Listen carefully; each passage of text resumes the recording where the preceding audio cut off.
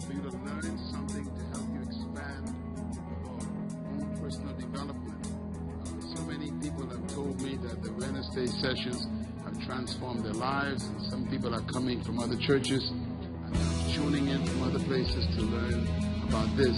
This has been my joy, actually, is to teach leadership, which you cannot do where life do on Sunday morning. This is very special for me. Just a reminder that everything that you are being taught in these set-aside books, these books are being written and they are distributed all over the world in many different languages, and I want you to take advantage of them. Of course, everything that we teach here is built on the principles of the kingdom of God, so we definitely want you to get all the books on the kingdom. And of course, the leadership books we advise you to get are the books that are being displayed on vision, of leadership, and of course the books that are dealing with being in charge of your destiny and how to make that happen. Spanish is one of our major distribution languages, so we're very proud of ourselves being one of the leading distributors in South America. In Honduras this past week, I was shocked to hear that the president came and spoke briefly of the country. His first remark was, I read your books. And that was interesting that the president of Honduras read my books. And the book he says he loved the best is the one called The Power of Vision. And I was very pleased to hear that those leaders in those countries are reading those books. So make sure that you also take advantage of them, and also encourage you to be a part of our seminars coming up so you can grow in faith. I want to speak to you tonight about this is part 2 of what we started last time I was with you. And you can write this topic down, please. This is the simple approach to leadership development. I'm going to deal with the 10 principles and marks of the future leader. The 10 principles and marks of the future leader. Please write that topic down. This is continuing from our last session where we talked about the introduction of the 10 principles of leadership.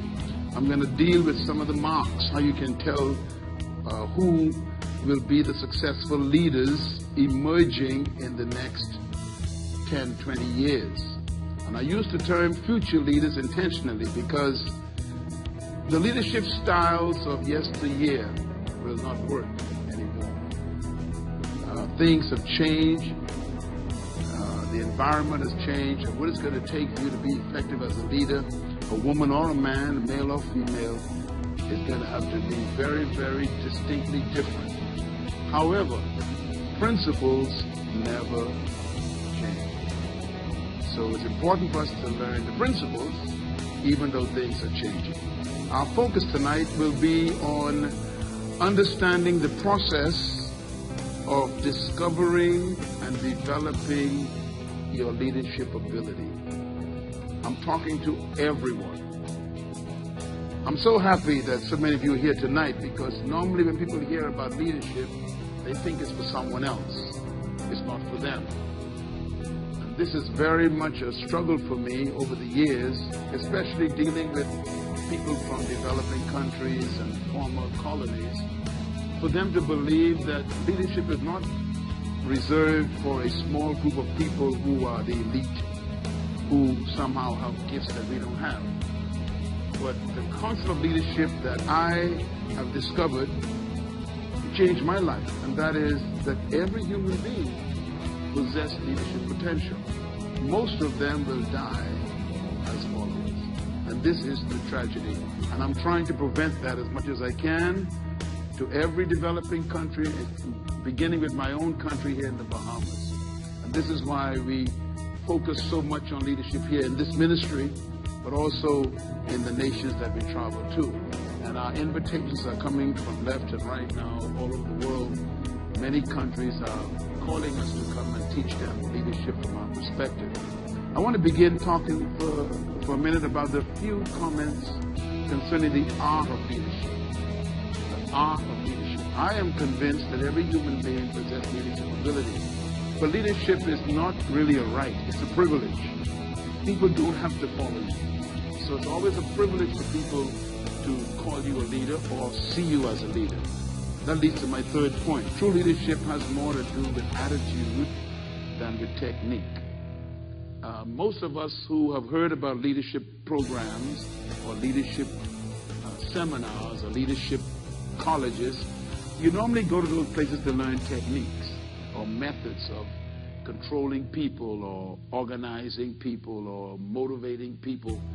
But leadership is not really much about technique.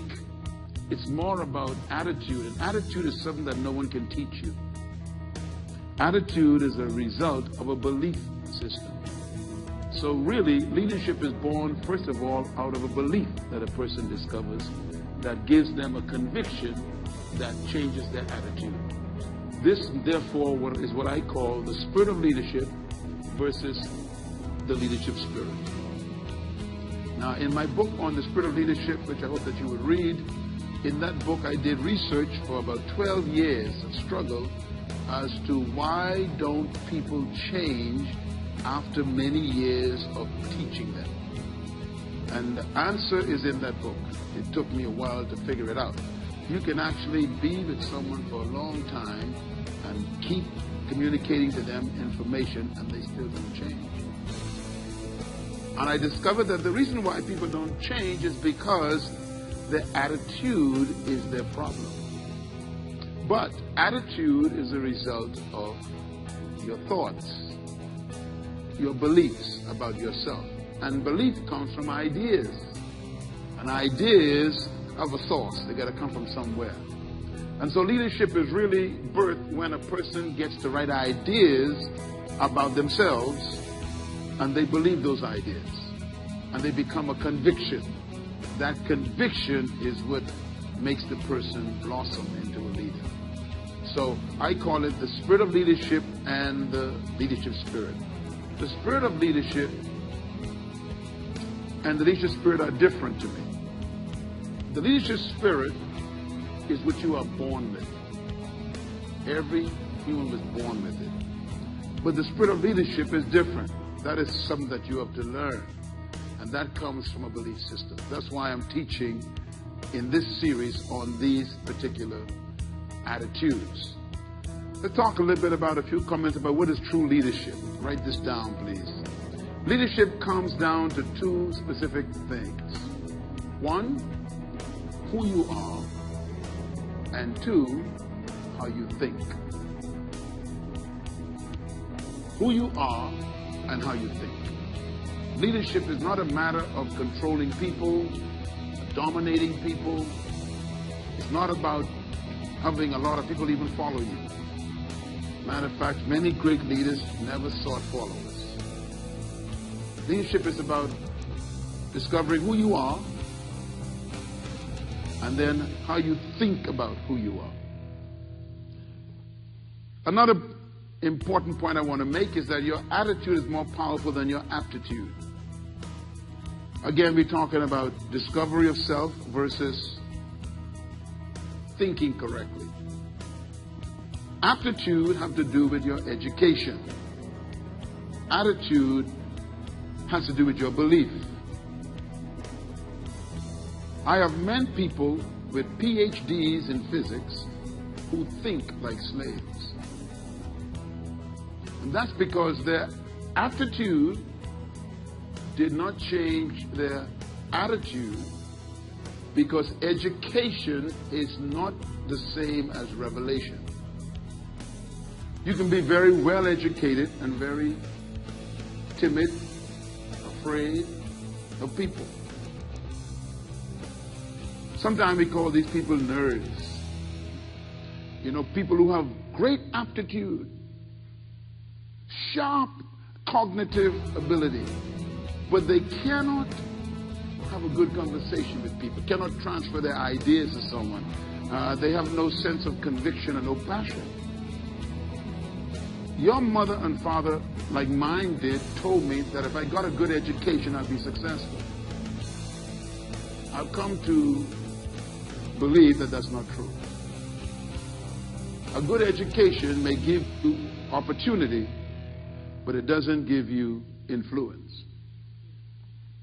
And you cannot lead until you can influence people. And influence comes from people respecting a gift that you have. So many of you in this auditorium tonight, and maybe watching this program, you've got great degrees from colleges. And yet you still work for someone. It's amazing that most of the people who build businesses or who own corporations, most of them dropped out of school.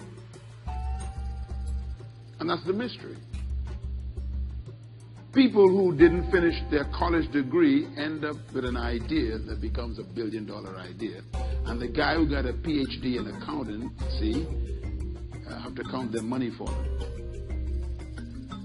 Because leadership is really not about aptitude. It's about something else. That leads to my third point, very important. Make a note of this. Leadership consists of two principles. One, manifestation, and two, movement. Both start with M. Write them down. Leadership has to do with manifestation and movement. Everybody say manifestation. Movement. Now, leaders have to deal with both. What do I mean by manifestation and movement? First of all, let's talk about manifestation. Manifestation has to do with self-discovery. Leadership begins with you being introduced to yourself. Most of us never met ourselves. As a matter of fact, we are afraid of ourselves. Because the real self is the one that they have taught you to suppress. Your real self is the little child inside of you who believed in the dream that you've been carrying that you're afraid to talk about. And that's what the culture does. It buries that little child. When you was a baby or maybe a young kid, people ask you, what do you want to be? And you might say things like, I want to be the president of my country. And they would say, be realistic. What they did was they destroyed what was natural for you in your conviction. That child believed that that was possible. The adult destroyed it. So what happens is by the time you have grown up, you're so afraid to share your dreams with people that they make you exactly what they want you to be, which is an employee working for a salary. In other words, they make you just like them. What leadership has to do with is when you meet that little child again. This is what I am in the business of. I'm in the business of introducing you to yourself. Most people died and never show up on earth. They always with someone else. Matter of fact, most of us are exactly what the culture made us. So we still don't know people. This is why leadership has to do with what? Self-manifestation. A leader is born when you discover who you are and decide to become it. That's what I call self-manifestation. It is from that you see a vision for your life. It's when you connect with your dream again. It's when you connect with your passions, your secret visions that you don't tell anybody about because they're too big. That's the real you. That leads to point number 2, and that is movement. Leadership is about movement. Movement is moving from the present to the future. All leaders are moving. Leadership is about movement. It is about going from where you are to a place you've never been except in your mind. So you cannot be a leader and maintain things. Management is about maintenance. Leadership is about movement. So leaders are always creating, developing, innovating. They are always involved in disturbing traditions because they are constantly moving. If there were no leaders in the world would be dead right now. Leaders are those people who disturb comfort. They shake up the familiar. They challenge the barriers that you set. You know, the fastest man in the world right now is a man named Bolt, correct? And no one believed that the record that he ran could have been broken. Always remember, every record was designed to be broken. So you should never accept a limitation. He became the leader in the fast track race because he broke tradition. Tradition is a record someone set. It's a standard someone established. And leaders are always moving. And when they meet a barrier, they push it until it breaks. And they create a new barrier. And this is why crisis comes to make leaders move. If you stay one place too long, life will bring a crisis to move you.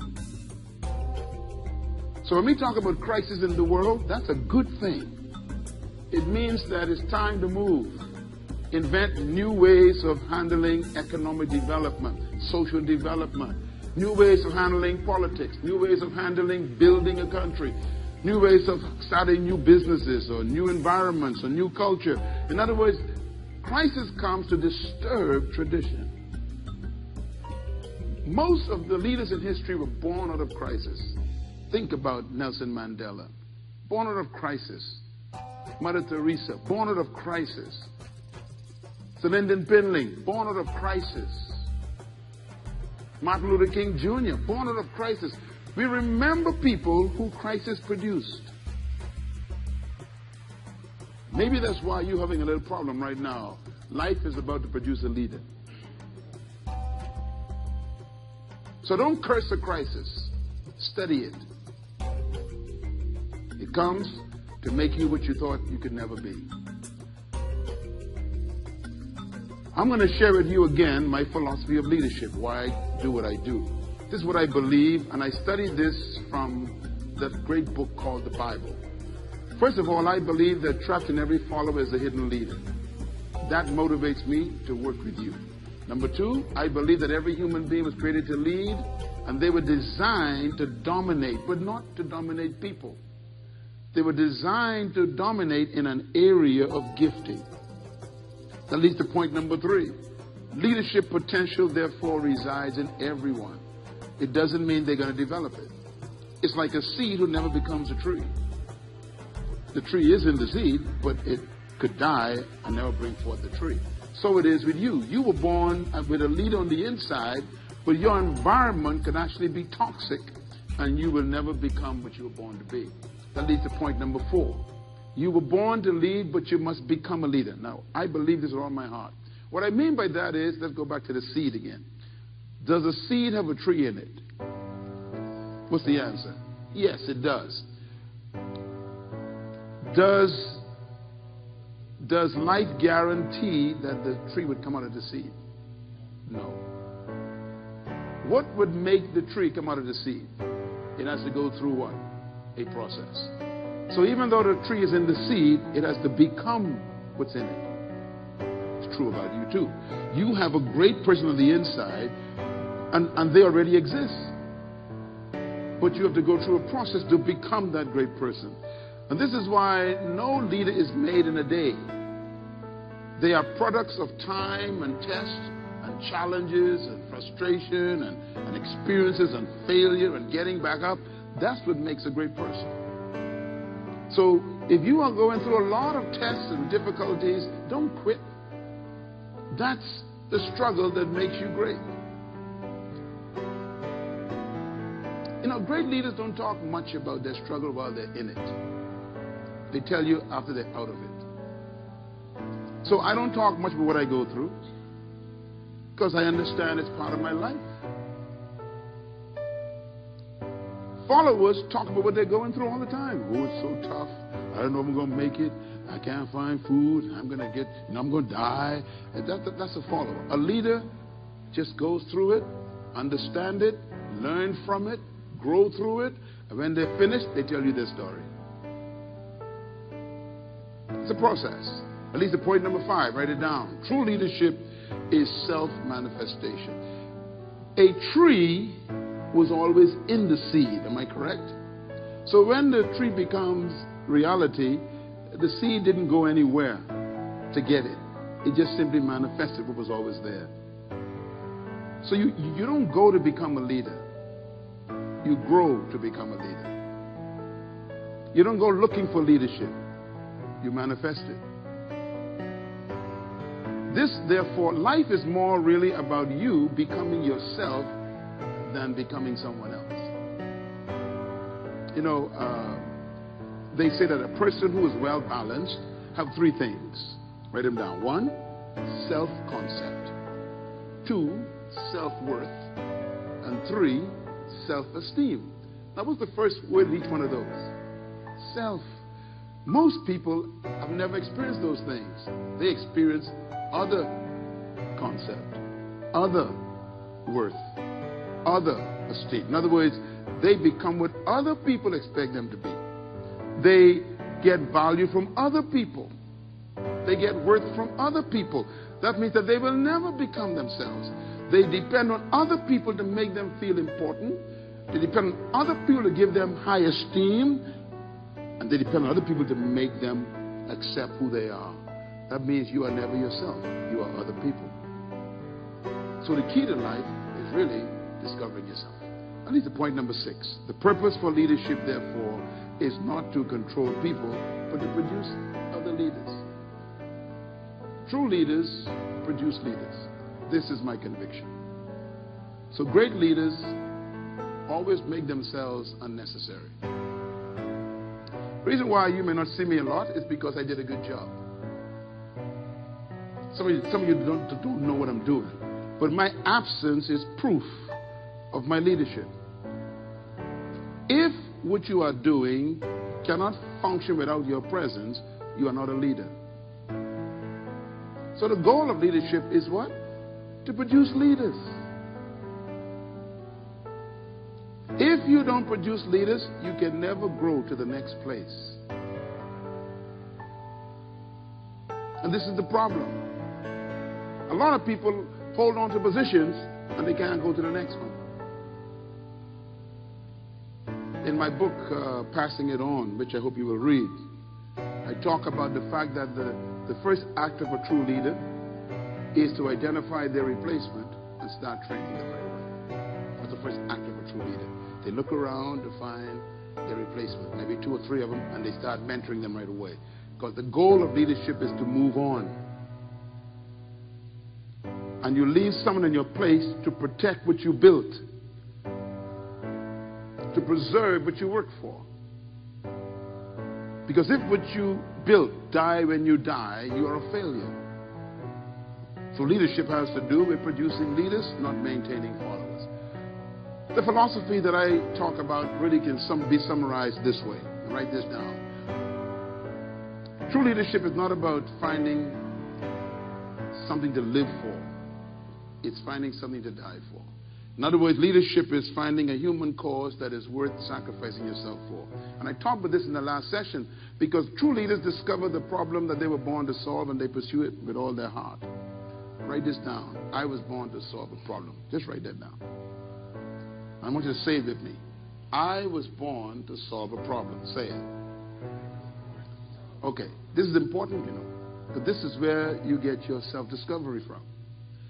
You see, God created nothing that doesn't serve a purpose. Everything that exists in nature, created by God, was created to serve a purpose. Even what you may consider inanimate objects, they serve a purpose. For example, the mountains may not have life as you know it, but they have life as I know it, because the mountains serve a purpose. Mountains create valleys. Valleys is what makes the rain come down to create a river. The river is what brings water to your village. So the mountains are therefore a reason. Even though they don't breathe life as you know it, the design of the Creator makes them functional. In other words, everything in creation was created to solve a problem. Now, the Bible says, you are much more than these. So I assume then that there must be a bigger problem you were born to solve other than just making a river. So no one came to earth without an assignment that they're supposed to fulfill. I call it a problem or challenge. In other words, you came to earth because there's something that God needed done that made you necessary. So you don't exist just to breathe oxygen and eat food and then die or pay bills. You came to earth because there's something that you were born to solve, and that assignment is your area of leadership. That leads to my next point. True leadership is the personal commitment to sacrifice for that cause. And whatever you were born to do is for public benefit, not for personal benefit. I give this example all the time. A tree never eats its own fruit. Am I right? I mean, this tree worked so hard, came out of the seed, grew for 20 years, pushed out the soil, working with the wind, bowing and bending in this hurricane. And this tree don't eat a single fruit from itself. Why? Because everything that was created was born to serve something else. That includes you. And that's why Jesus Christ, his philosophy of leadership is very simple. He says the greatest among you. Let me put it another way. If you want to be great among everybody, he says, you serve them what you have. So the more you serve, the greater you become. So greatness has to do with serving your fruit to the market. That's what leadership is about. Leadership is about service. Now, let me give you 6 attributes of becoming a leader. Number 1, a belief in oneself. Say it with me. A belief in oneself. Write this down. This sounds very simple, but it's very tough. All great, true leaders have an affair with themselves. They love themselves. They believe in themselves. They believe that they can do what they are thinking. This makes them very dangerous. Because a person who has self-belief doesn't need your encouragement. It delivers them from the people they are helping. There's a scripture in the Bible.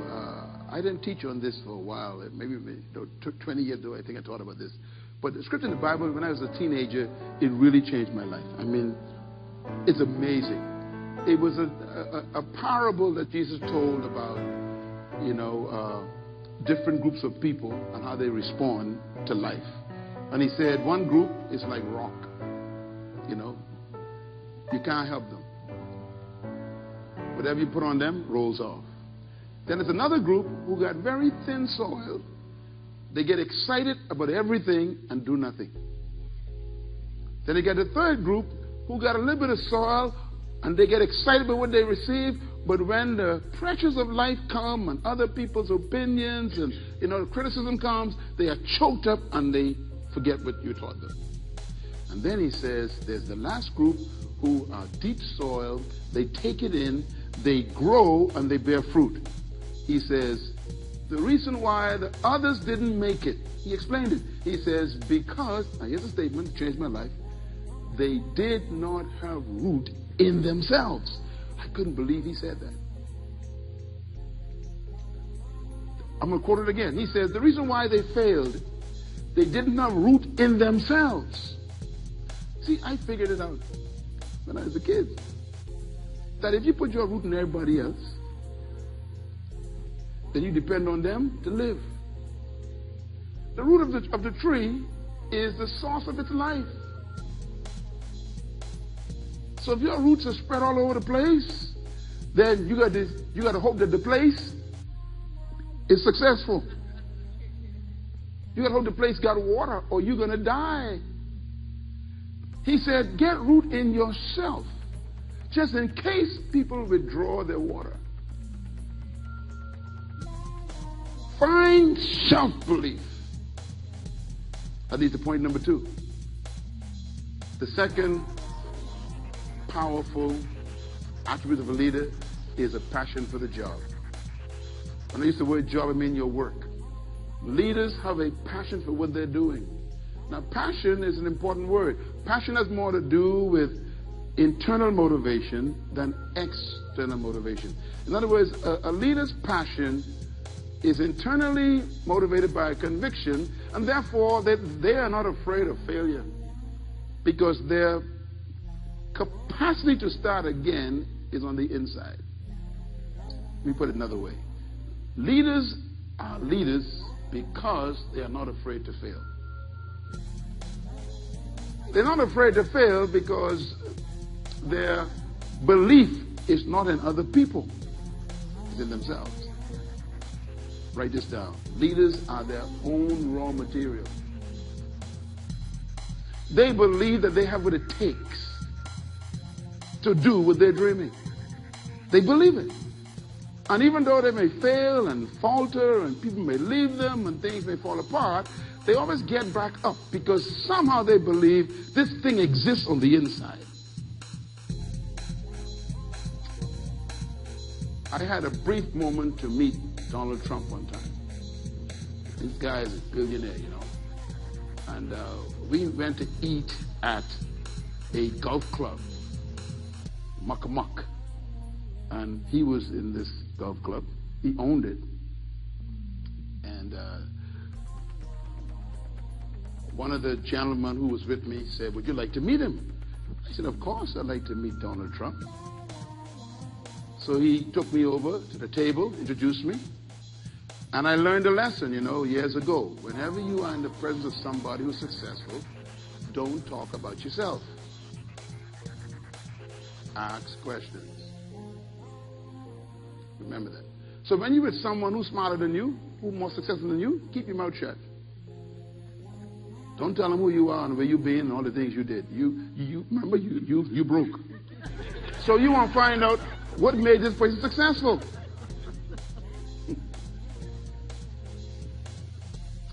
So I asked Mr. Trump one question. I said, "Sir, can I ask you a question?" He said, "Sure." I said, "What made you so successful in real estate?" He said, "Failure." Failure.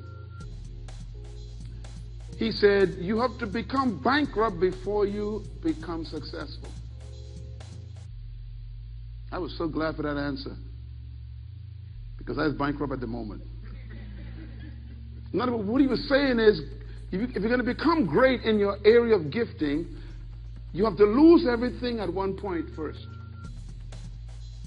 Sometimes you're thinking, this dream God gave me didn't work out, and why is it so much tough, life, and why, if God is with me, why am I losing everything? God is saying, look, I'm qualifying you for greatness. He said, people don't know his story. He went bankrupt twice. Then things turned around. Passion for the job. The third thing a leader must have is a love for people. If you don't like people, don't lead them. I've met some people who don't like people, and they are very famous people. And some of them are leaders in the ministry. They don't like people. I've been behind the curtain with big auditoriums and listened to them talk to me, and I'm in shock sometimes. And these are powerful ministers of God who got big ministries. They don't like people. That's why they hide, they slip away, they run. They got guards around them. Why? They don't really like people. And people pick that up. You ain't stupid, right? Yeah. You have to learn to love people. And the way you learn to love people is two ways. One, discover who you are. And two, who they are. This is really true what I'm saying. When I discovered that you were the image of God, and I was the image of God, I fell in love with you. It was the discovery of that reality, that you are the image of God, and I am the image of God. We're the same image. So I can't love me and hate you, because you and I are me. Are you with me? And I can't hate you if you are God. This is God's image. So I can't say I love God and hate you. So when I discovered that as a teenager, I fell in love with humanity. Today, I love people. And this is why I can serve them. And let me tell you something about leadership. You got to love people because sometimes they are not lovable. So you got to what? Love them. Most of the time, the people you are leading are not lovable. But you got to love them. Jesus said, love one another as I have loved you. How did he love us? It says, while you were yet a sinner, he died for you. He chose to love you when you didn't even know you needed his love. He said, love people like that. Because he knew who we were. We were his image. Okay, number 4. Leaders must have a capacity for aloneness. One of the greatest attributes of leadership is getting used to being alone. Now notice I didn't say lonely, okay? Loneliness is a sickness. It's a disease. Loneliness is a sign that you don't love yourself. A person who loves themselves love to be by themselves because they love the company. You get it after I'm gone. In other words, me and myself have a great time together. We could spend the whole day together talking to each other. Why? I love me so much. And if you don't love me, it doesn't matter. I love me, me love me. So we have a good time together. And that's what leaders must do. They must learn to love themselves so they can be alone. Alone also means that you may be the only person who believes what you believe. It's lonely to be a leader in the sense that you have to be alone all the time in your belief system. Write this down. Every vision only has one believer first. Every true vision only has one believer first. When you see the vision that God gave her to do, not even your spouse believes it. It's like Abraham going home and telling his wife, we're going to have a baby. I just spoke with God in the mountain. He told me we're going to have a baby. He's 75 and his wife, hitting hard at 75. And he telling her we're going to have a baby. No Viagra, no nothing. We're going to have a baby. And what does the Bible say? Sarah laughed. In other words, she didn't believe his vision.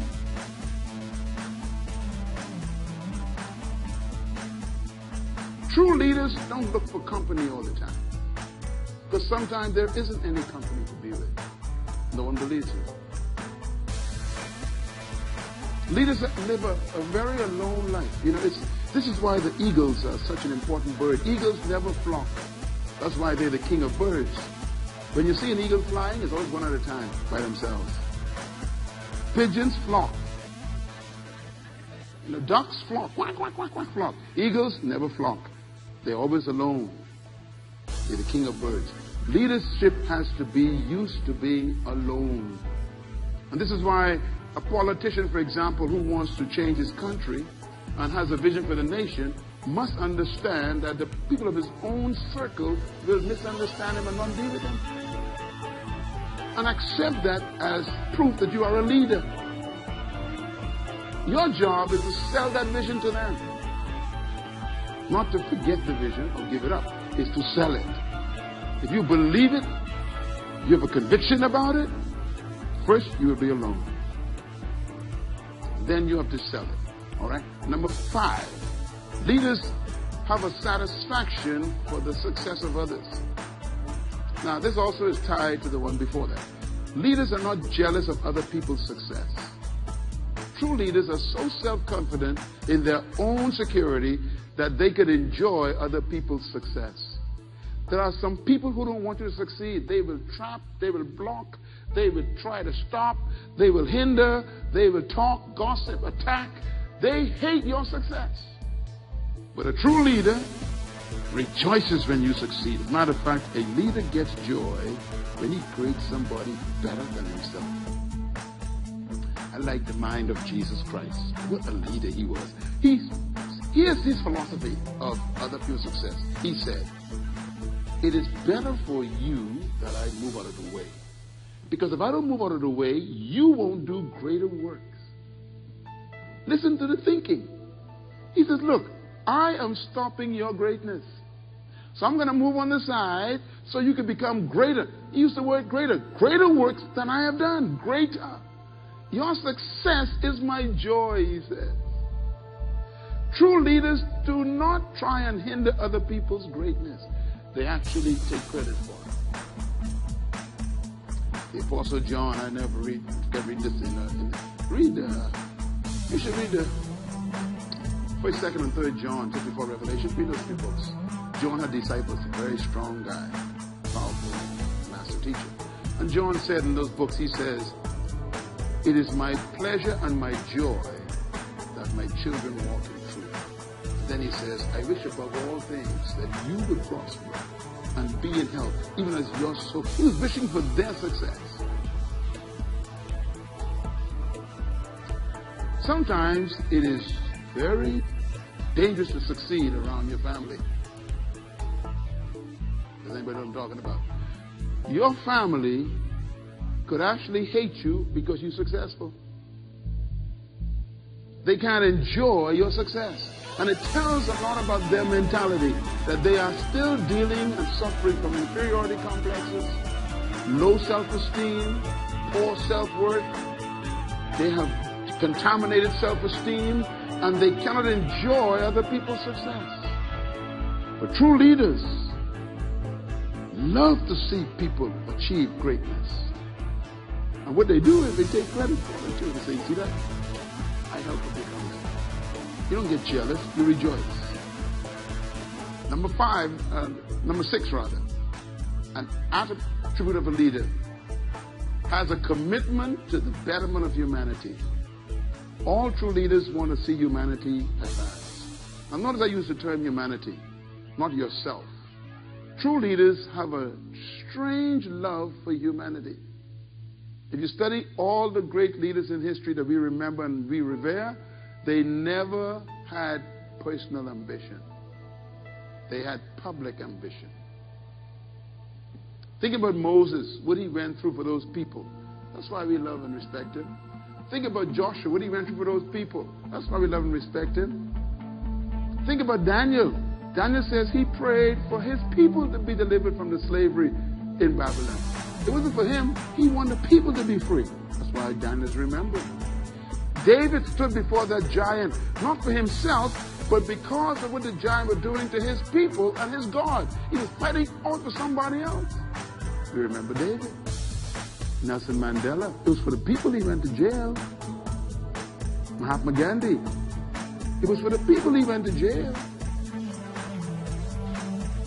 In other words, all great leaders constantly focus on humanity. We need more leaders in our countries who have a love for humanity instead of their own pocketbook.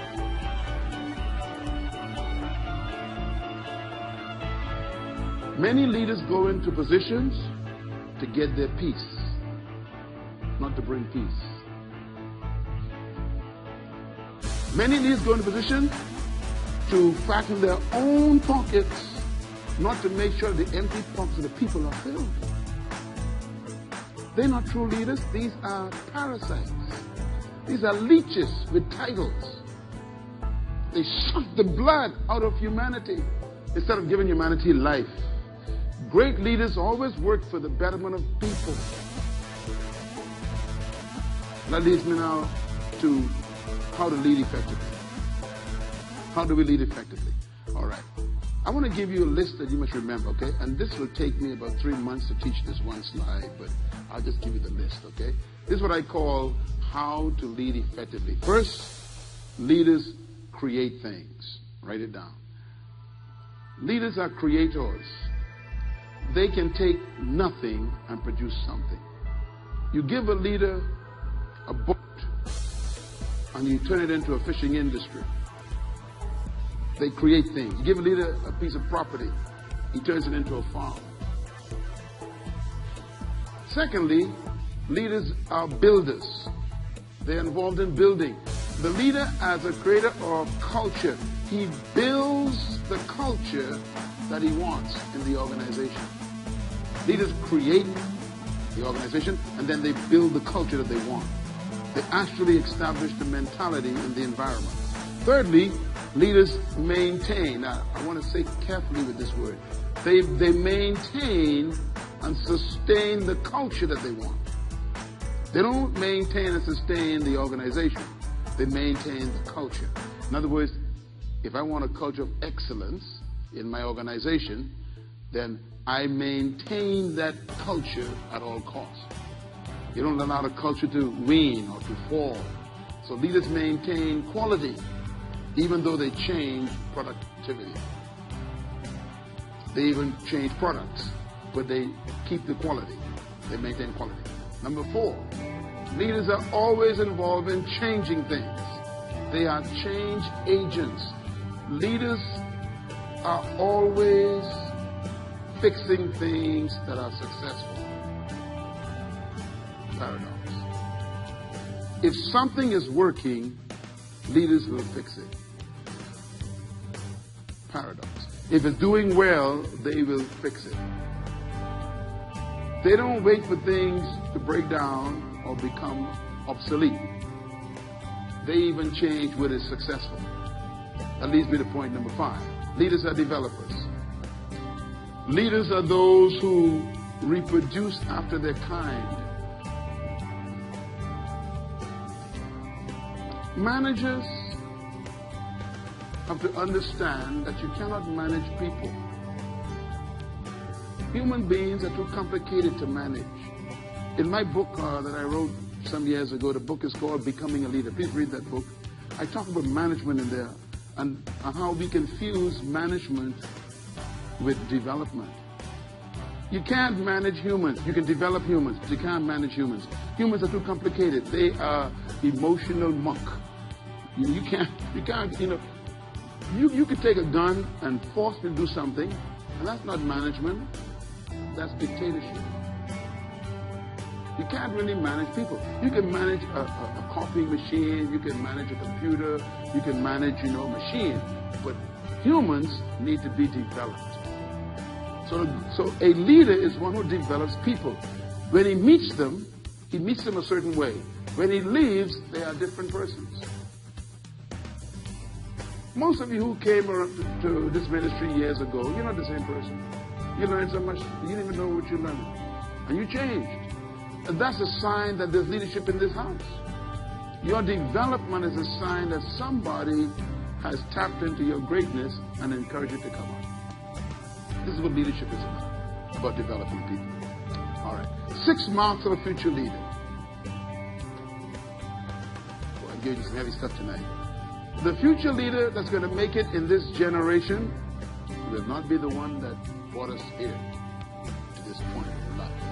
So what are the marks of the future leader? Number 1, they will have an extraordinary level of perception and insight. Now, this is a big sentence, but what it means is the leader of the future will not be living by rote knowledge. This is what I learned, this is the way I learned it, this is the way it's supposed to be. No, that won't work anymore. They got to be very pliable. They got to be very insightful. They got to understand human nature, human conditioning, understand the environment. They got to be very perceptive to make things happen. Secondly, the leader of the future will have an extraordinary level of motivation to handle change. They don't panic when things don't go their way. They got to be able to handle massive change and still remain in control of themselves. You will not survive as a leader or an emerging leader if you can't handle massive change. In other words, don't expect anything to remain the same. Leaders are always aware that everything is in transition. That includes your paycheck and your job. That includes your marriage and your kids. Everything is in transition. So leaders do not try and keep things the way they are. Secondly, leadership of the future must have an emotional strength because they must manage what I call anxiety of change, and they must learn new skills. Some of you in this room and those of you watching would agree that what you learned in school ain't helping you no more. Why? Because the skills they taught you are useless now. It's a whole new culture. So a leader doesn't panic when that happens. A leader manages anxiety. Instead of becoming afraid, I don't want to learn this new, this new machine. I don't want to learn this new function. I don't want to learn this new skill. They are always open to learn. In other words, leaders never graduate from the school of life. If you're going to be a successful leader in this next 10, 20 years, you're going to have to be one who can handle anxiety well, because any day they can walk in and tell you, we're going to change the department. We're going to bring in a new system. Yeah, but I don't know. I'm too old to go back to school. Well, listen, then pick up your bike and, take your rocking chair with you. Because if you are a leader, that's what you got to expect. Number 4, the marks of a leader for the future. They will have to learn new skills to analyze cultural assumptions and evolving processes. Now, what I mean by that is you got to learn how to live with changing cultures. You got to work with people who don't believe what you believe. Work with people who don't dress like the way you dress. And yet you got to lead them without imposing yourself. You must be able to be skilled in analyzing cultural uniqueness. And then this one is very important, number 5 rather. You must be willing and have the ability to involve other people. The days of you doing everything by yourself and you're the one getting all the glory is over. Ease up, let go, delegate, and share the glory. The days of you being the manager of the warehouse is over. The days of you being the CEO in charge of the whole company is over. These are the days where you got to learn what I call lateral leadership, not vertical leadership. That means you want to build an organization of leaders, not an organization with a leader. In other words, you don't want to come from the top down. You want to go from the middle out. You want to build leaders on your level to say, okay, all of us can do these jobs. I'm training everybody. Why? Because I am temporary. So leaders must be willing to involve other people in their work and in their vision. Number 6, leaders must be have the willingness and the ability to share power and to share control according to knowledge and skills. I learned this one from Moses, I am so glad that you can't do everything. Because if you could do everything, you wouldn't need nobody. So God made sure you can't do everything. He made sure of that. As a matter of fact, I'm going to write a book in the next couple of years. The book is going to be called Divine Defects. God makes sure that everyone has a defect. He makes sure of it. Because your defect is someone else's job. Comprende? See? You remember Moses? God was talking to Moses. And Moses said, God, I can't talk well. Probably with my speech. And he started, using this as an excuse, why he shouldn't be the leader. And God's answer was very strange. And most people don't like his answer because it doesn't go well with the charismatic movement. Of course, I embrace all of God's answers. God says, Moses, let me quote it. This is found in, write it down, Exodus chapter 4. Okay, read that chapter. That's your homework for tonight. God says, Moses, I know you cannot speak. Okay, so let's get that over with. Don't tell me what you cannot do. I know you cannot do it. Then God tells him why he couldn't speak. It's shocking. God says, who makes men dumb? Who makes men deaf? Who makes men blind? Who makes men maim? Is it not I, the Lord? Now he's explaining to Moses why he can't talk. In other words, there are some handicaps that may come from demonic influence, some from maybe, natural situations, or maybe from disease or whatever. He said, but there's some of them I myself created. He said, most of the reason why you can't talk, because I am the one who make men deaf, blind, dumb, and maimed. Watch this now. He says, I did that, and then God shifts to this strange statement. He says, therefore, go. In other words, I am not going to heal you. See, Moses expects God who turned the fire in the bush and who turned the snake into, the rod. This is a powerful God. He's going to heal my tongue. God said, I ain't going to touch your tongue. I'm the one who messed it up. Watch this now. He said, because even now your brother Aaron is on his way to meet you. And he'll be here in a little while. And he will be your mouth. In other words, he was born for the purpose of speaking for you. So if I heal you, he don't have a job. You don't understand how deep God is. In other words, God designs people with different skills so you can need them. So a true leader knows their weaknesses. Write it down. A true leader knows where they're weak. And, President Ronald Reagan was an actor in Hollywood. This guy was an actor. Can you believe that? And he became the president of the United States. And in my estimation, he's one of the most successful ones. He was a true leader. It is he who actually dismantled communism. But Mr. Reagan was asked a question one day. And, the media was very, sarcastic with him because they think he's just an actor who rode horses, in cowboy movies, he was like a cowboy. So they figured this guy running America, he's just a cowboy. So they asked him a question. He wear cowboy boots all the time to the president. And he had a cowboy hat. He's a Western guy who's president of the United States. Some of you might not even remember him. But they asked him a question. They said, Mr. Reagan, it's amazing. You seem to be doing all right. They said, what is your secret to your presidency being so successful? I never forgot the answer. I was in college. He said, I starve my weaknesses. Oh, that's deep. I starve my weaknesses. What he's saying is, where I'm weak, I hire somebody who got the strength. So all my weak areas, I got these strong people around me who could do it, and I get the credit. In other words, a great leader will share power and control with skill. You can't do everything. And sometimes we get this attitude, this is my company, this is my department, this is my government, this is my administration, my. You stay right there. There are people around you who will sabotage your life.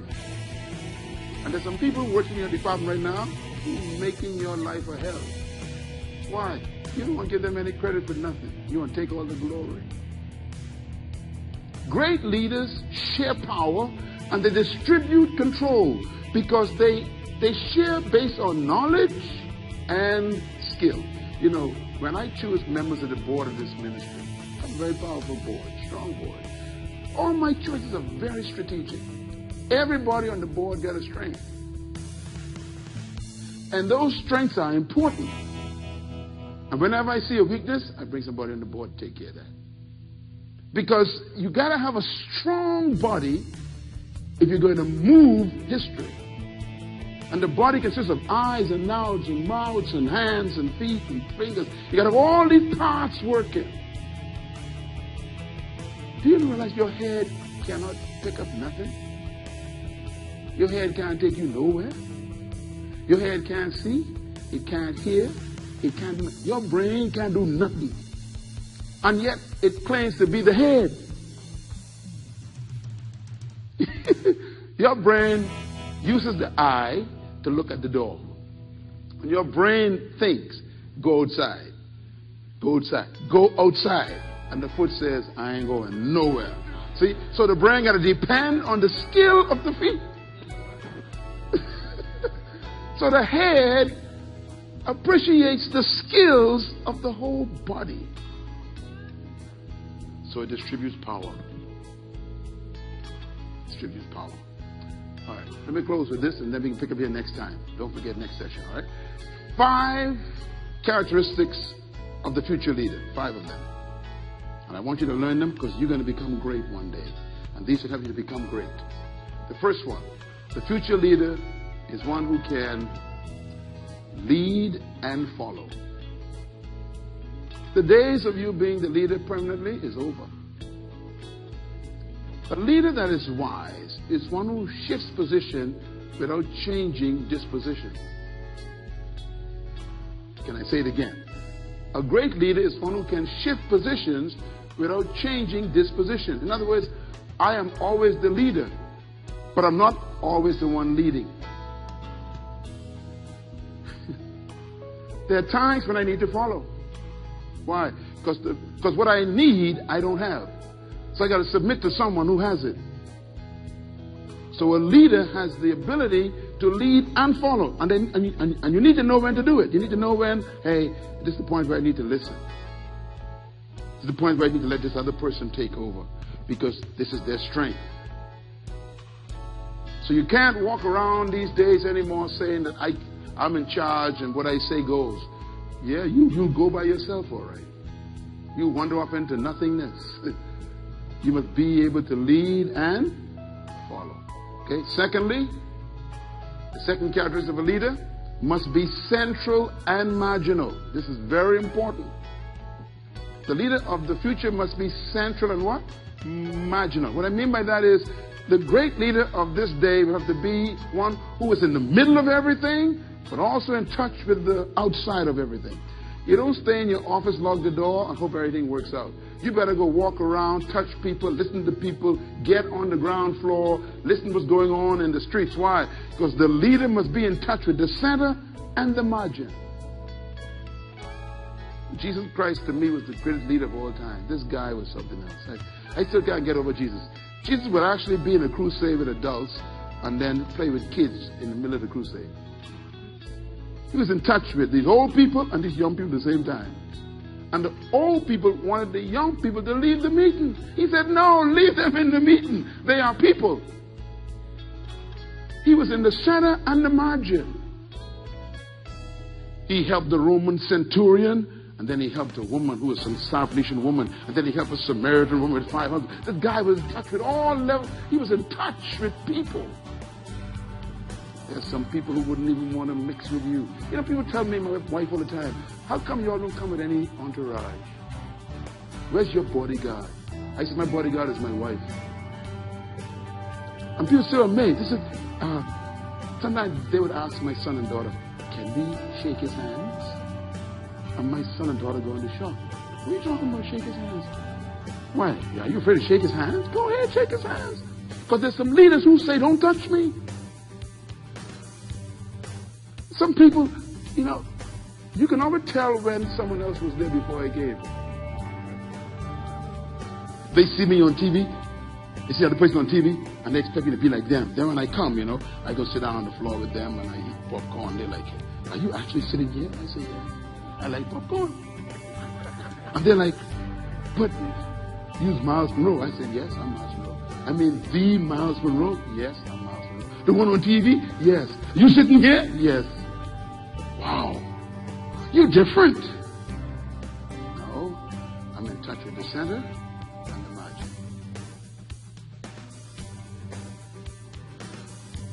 Because people are in the center and the margin.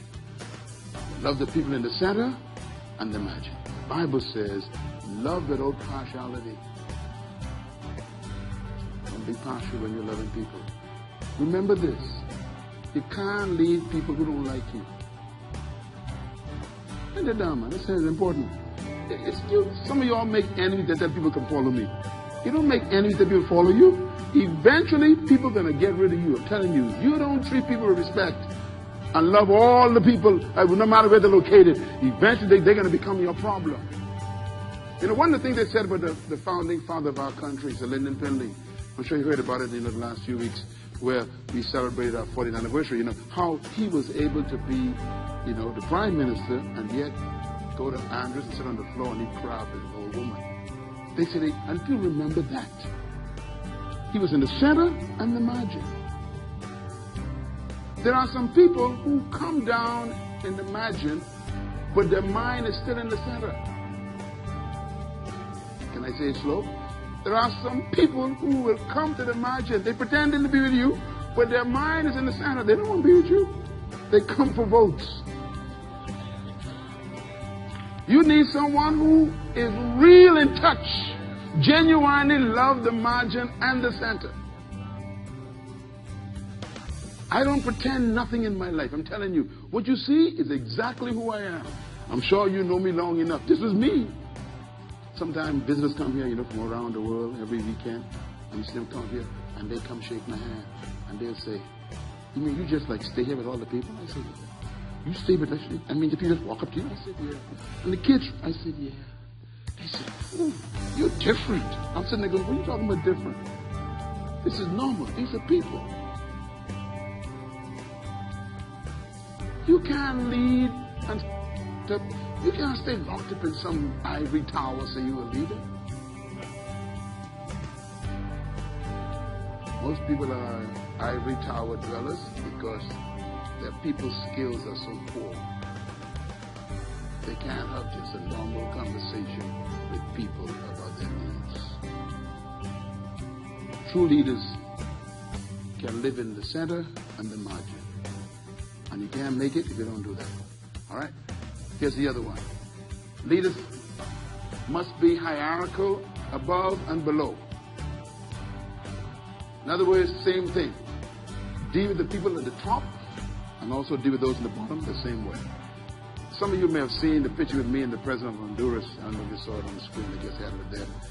And here I am with all these presidents, and I'm working with them, and I work with these top leaders. And then in the same meeting, I'll go down and talk to somebody, drink a cup of tea with them, in a restaurant. And they're like, "Were you just with the president?" So how come you're sitting here at this table with all these young people? Because they're people. If you can't go below, you don't deserve to be above. The Bible says, Jesus said these words, he says, "Except you become like a little child, you cannot live in God's kingdom." He says, "And except you accept men like a little child, you cannot be my disciple." Don't you ever forget where you came from. I sit in these massive meetings, all these thousands of people. I'm the main speaker. All these muckamucks are there, and I say, "I'm from Baintown." And they're like, "What is Baintown?" I say, "It's one of the poorest areas of my island where I was born. I slept on the floor." And I tell my story in that Swiss Economic Forum with all these millionaires. I tell them, that's where I came from. In other words, I ain't gonna never forget where I came from.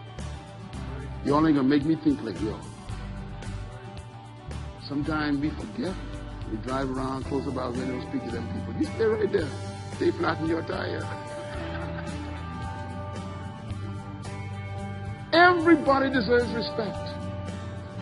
They're all humans. Praise the Lord. All right. Number 4.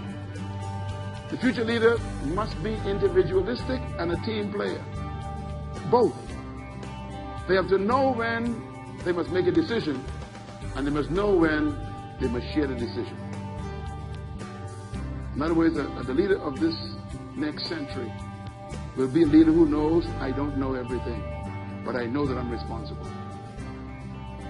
So I will be both collective and individualist. I will be personal and also team player. You have to be both. All right. Number 5, must be perpetual learner. Leader with perpetual learner. I read and study. I go to conferences. I sit in other people's sessions and take notes. You know why? Because you'll be amazed how much things I learn listening to other speakers, and then I bring them home and you think they're mine. Don't you ever stop learning from other people. Some of the ministers of this church who I trained, who came up under this ministry, they sit here and make me take notes. Why? They discover things I never knew. Some of the greatest teachers are the ones you taught. So you must always be a learner. I keep encouraging you to read books. Don't think I want to sell books. I don't sell books. I want you to become a learner. A leader is a reader. Say it. Yeah. The only difference between a leader and a reader is the first letter.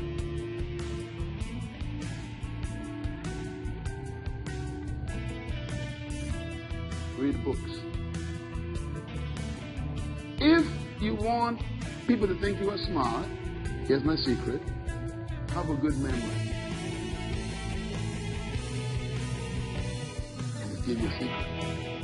I'm going to say it again. If you want people to think you are smart, have a good memory. Read all my books, memorize everything, and then make it yours. Everything I know, I learned from somebody. And then I made it mine. Nothing new under the sun. It's been here before. But you got to go get it. So leaders are always learners. They are constantly learning. And I want you to know that in the next session, we're going to be talking about the 10 principles of leadership. We're going to be talking about how to wake up that leader. 10 specific things you must do. Don't miss the next session. But I believe that tonight, sitting in this room, in your chair, is the kind of leader that can make the 21st century a beautiful place. You have what it takes to change the world. You do. And some of you probably, wonder, is that possible? That's why I'm talking to you. That's why God helped me talking to you. I'm talking to you because you know me. You know where I came from, South Street.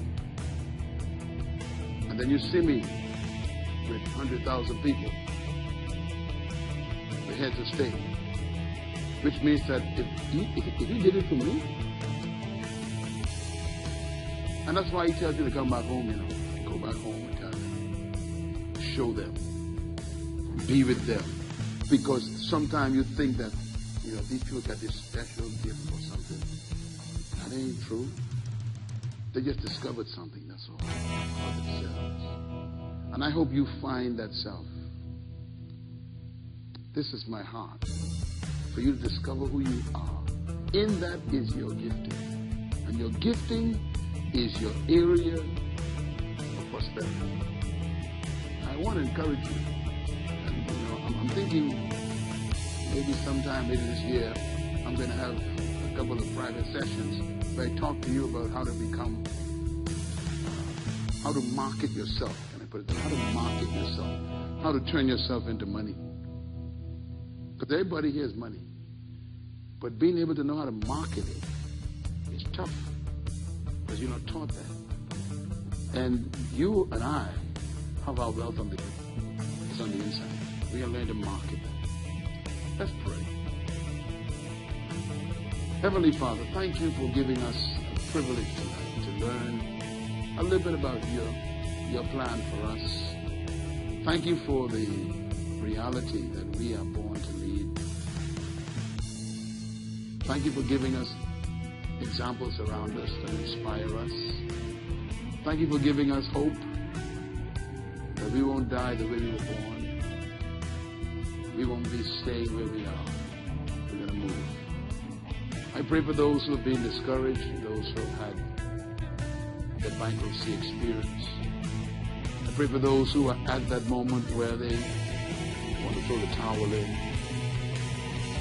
I pray for those who are at the point where they feel that nothing's working. I pray, I petition you, Lord, on behalf of them, that you will speak to them right now. Let them hear your voice that says, the best is yet to come. Help us to believe in the future more than we believe in the past. Help us believe in what you told us, not what our eyes see. Help us to trust what you showed us, not what our eyes are telling us. Help us to believe that is possible. I pray for a supernatural visitation by your Holy Spirit. For you said in your word, Lord, and do it tonight, you said that when the Holy Spirit comes upon us and lives in us, the old will get their dreams back, and the young will see visions. And the handmaidens will prophesy what they see. Holy Spirit, do your work right now. Let dreams and visions and prophecies come to life in the hearts of the people right here. and the thousands who are watching this live. We pray that this will be the night everything turns around. Thank you, Lord. And finally, Lord, I petition you to give us the confidence to believe not just in you, but to believe in ourselves.